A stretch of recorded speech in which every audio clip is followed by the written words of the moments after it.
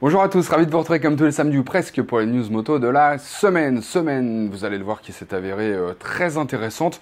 En dehors donc des futurs KTM dont les photos ont fuité sur le net, je veux dire, on va pas y revenir dessus, d'autant que j'ai pas d'informations supplémentaires à vous donner cette semaine. Non, aujourd'hui il sera question de Ducati qui nous régale, vous allez le voir, de CF Moto qui nous régale aussi, de Yamaha qui cherche à innover et de la circulation interfile qui pourrait prendre un bon coup derrière la nuque. C'est parti.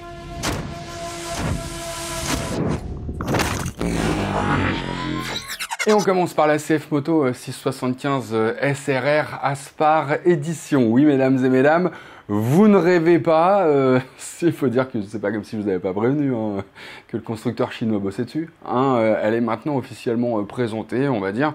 Et je sais que pour beaucoup, à la simple évocation d'une marque chinoise, vous êtes pris de convulsions, ou vos oreilles se mettent à saigner. Mais ça, c'est parce que comme moi, quand vous pensez hyper sportive, vous pensez MotoGP et peut-être pas suffisamment aux autres catégories, Moto 2, Moto 3. Or, qui cartonne depuis déjà plusieurs années en Moto 2 et Moto 3?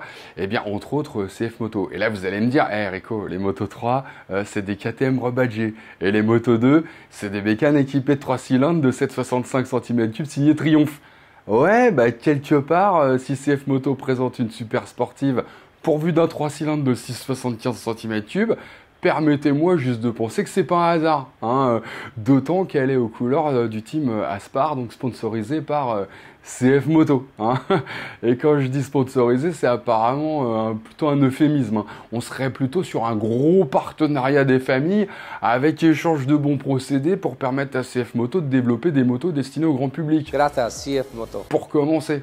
Bref, il y a fort à parier que cette moto préfigure d'une version moins radicale, homologuée pour la route, et que quelque chose me dit qu'on ne devrait pas tarder à la découvrir avec toutes ses caractéristiques techniques et surtout un prix. Voilà, et puis un look final, quoi. En attendant, on continue avec Ducati qui vient de dévoiler lui aussi deux concept bikes que je qualifierais de rafraîchissants. C'était durant le Bike Shed Motor Show qui s'est tenu à Londres du 24 au 26 mai. Et le moins qu'on puisse dire, c'est qu'elles ont fait sensation. Regardez-moi ça. Voici donc la CR24i, un bon vieux café racer bien revisité. Tellement d'ailleurs que ça me fait penser au style Husqvarna. Même si les connaisseurs auront probablement déjà repéré les hommages au Ducati Panta ou à la 750 SS au niveau du carénage qui s'étire sur le réservoir là. On voit bien aussi l'évocation des selles Panettone au niveau du capot de selle. Bon, il n'y a pas le faron, les rétros en bout de guidon, le potard mignoni, l'allure générale en fait. C'est quand même pas mal, avouez.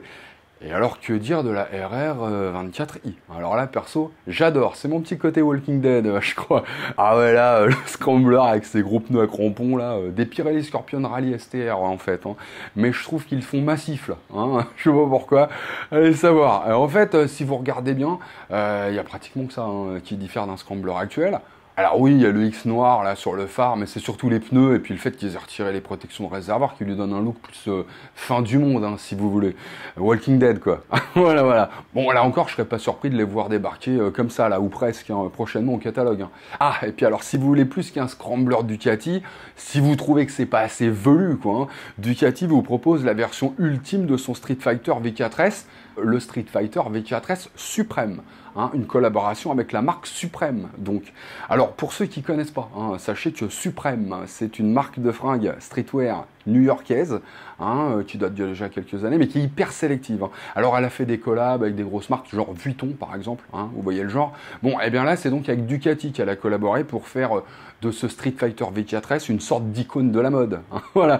Alors, ce qu'il y a de plus fabuleux là-dedans, c'est qu'à part la couleur, le logo Suprême qui s'affiche à droite à gauche, le certificat d'authenticité, la housse dédiée et puis les pièces donc pour passer à une selle biplace, c'est une V4S normale. Voilà. Alors que pour le tarif, lui, il a rien de normal du tout. Mais alors, pas du tout. 47 500 € le bazar. C'est pas une blague, c'est bien 47 500 €. On passe à Yamaha. Yamaha qui, à en croire ce dépôt de brevet, travaille sur un système anti-plongée. Alors il va sans dire qu'avec le nombre d'assistances électroniques qu'on peut trouver maintenant sur certaines motos, les constructeurs amenuisent considérablement nos erreurs de pilotage, depuis de nombreuses années déjà. Combien de fois n'ai-je entendu d'ailleurs « Ah, cette moto, elle est hyper permissive, elle rattrape tout ». Voilà. C'est vrai que bon, mais à un moment, on finit quand même par être rattrapé par les lois de la physique.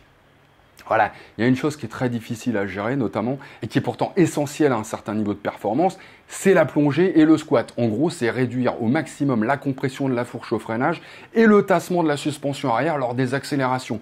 Limiter les transferts de charge, si vous voulez.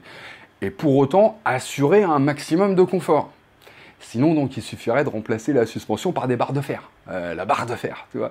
Bon, Yamaha est en train de bosser sur une suspension électronique capable de réduire la plongée de la fourche et la détente de l'amortisseur lors d'un freinage brusque, mais aussi l'inverse, à savoir donc réduire le tassement de l'amortisseur et la détente de la fourche lors d'un gros coup de gaz, pour éviter l'effet, si vous voulez, cheval à bascule, quoi. Voilà, histoire de freiner et d'accélérer le plus à plat possible en fait. Ça paraît bête comme ça, mais si on avait déjà trouvé la solution, j'imagine que toutes les motos un peu énervées, je veux dire, seraient déjà dotées d'un système comme celui-là. Et on termine avec cette histoire de SIF, donc attention, alors je parle pas du sillon interfessier, l'arrêt quoi, je parle bien de la circulation interfile. Ouais, je leur laisse le temps de repenser à la vignette avec le titre et tout ça. Ouais, voilà, ouais. Alors attention les amis, vous allez peut-être moins rigoler. Vous pensiez peut-être que personne n'oserait plus jamais toucher à votre SIF, mais détrompez-vous. Je vous rappelle que ce droit à circuler entre les fils dans certaines conditions n'est qu'une expérimentation. Expérimentation qui, jusqu'à preuve du contraire, prendra fin le 1er août 2024. Là, dans 2 mois. Si le Conseil national de la sécurité routière juge, suite aux résultats de l'expérimentation qui leur sont remis début juin, que la circulation interfile est trop dangereuse, on l'aura dans le SIF. L'autre, cette fois. Voilà. Et alors là, autant dire que j'ose pas imaginer si dans les grosses agglomérations où beaucoup optent pour le 2 ou 3 roues pour échapper aux bouchons, on interdit l'interfile, la gueule du marché moto dès le mois de septembre.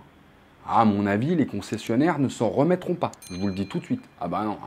Je vous tiens au courant dès que j'en sais plus. Et sur ce, les amis, on croise les doigts et à loi. Oh bah tu peux trouver ça vulgaire si ça te fait plaisir. Tu sais combien de fois dans la vie d'un journaliste tu peux titrer touche pas à mon SIF, Ouais, bah moi je passe pas à côté du bonheur mon pote.